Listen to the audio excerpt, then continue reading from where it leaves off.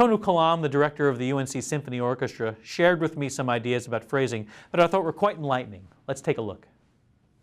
If we think of music like a language, well, when we speak, we phrase in a certain way to make ourselves more expressive or more clear. How do you approach phrasing in a string rehearsal to make the music more expressive or clear?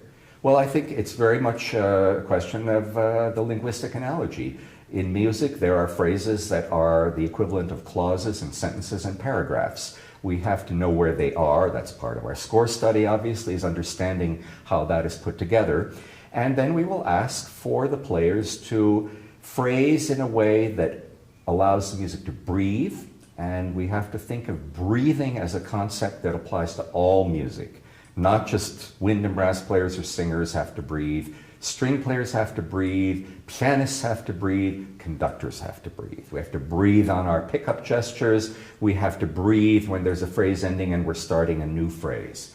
Some of that can relate to the bowing that is used. Sometimes you may want to end a phrase on a down bow and then start the next one on a new down bow, which creates an automatic break, a kind of a retake that'll give an automatic breath and phrasing, because if they connect too much and then go right to the up bow, you're not going to get that break that you want if it's a particularly obvious cadence or structural point like that.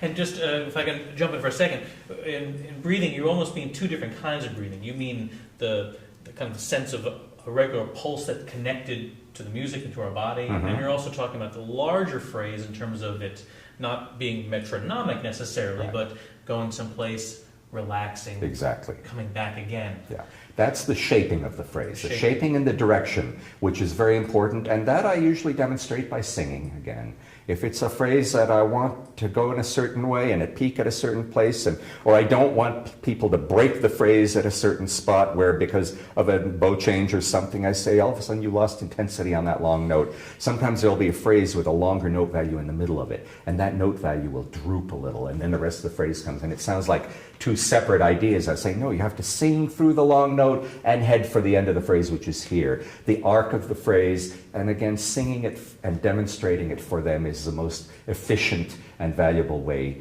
to get that across. But as long as they understand where they're going, and if they've got the technical means, whether enough breath control or bow control to make that happen, then you're going to get the results.